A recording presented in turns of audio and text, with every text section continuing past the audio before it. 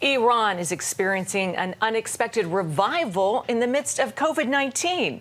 Mohabbat TV sends the gospel message into Iran by TV and the internet. The ministry reports it is recording 10 times more online salvations than this time last year. That's 3,000 Iranians coming to Christ every month since March. The large number of people leaving Islam is causing a backlash against the church. Christians are being arrested there and imprisoned for responding to the gospel message. Here to tell us more about all of this is Mike Ansari, Director of Operations for Mohabbat TV. So, Mike, tell us more about this unprecedented revival taking place in Iran in the midst of a global pandemic. Since March of this year, most Iranians are practicing social distancing by staying at their homes. Government has increased their internet bandwidth to keep them at home. As a result, many young Iranians are going online to research alternatives to what their government offers.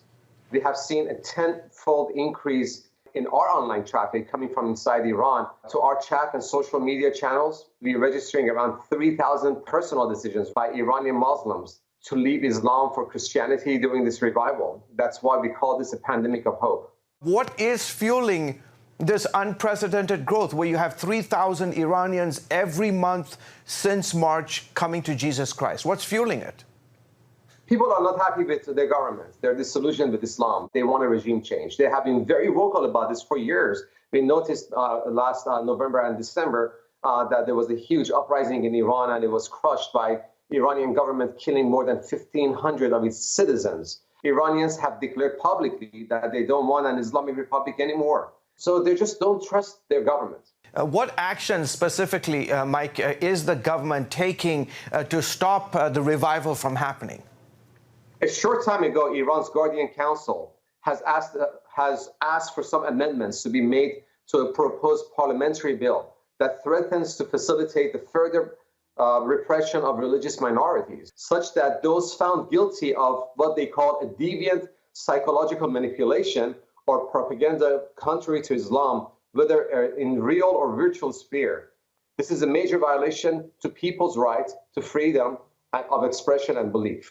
And obviously the regime realizes the influence not just of satellite television, which you guys are broadcasting on primarily, but they also see social media, they see the various platforms. They're coming about with laws that will penalize those who leave Islam based on accepting Jesus Christ by watching an online program or going on social media, correct? That is correct. Now they basically made a law to be able to legally, according to their own statements, to go after anybody who is non-Islamic. Tell us about Christians who have been arrested. I hear there have been a number of them since March, since the pandemic began. Tell us about their plight. George, absolutely. Since a few months ago, we've seen a major increase in the number of raids on people's homes and house churches. Dozens of Christian converts have been arrested in the last few weeks and charged with acting against national security by promoting Zionist Christianity. How can we pray for the church in Iran? The church in Iran is fighting for its survival. First and foremost, we are asking the international community to pray for Iran's church. Under severe persecution from their own government, they're turning around and turning the other cheek and going on the streets of Iran and helping the people who are under distress over a pandemic. Second, to bring awareness to the plight of Iranian Christians at their churches. Third, at Heart for Iran and Mohabbat TV, we are providing resources to Iran's underground church. If you want to partner with us, do contact us on our website, heartforiran.com. All right, terrific. Thank you so much for that update. Mike Ansari, thanks for joining us.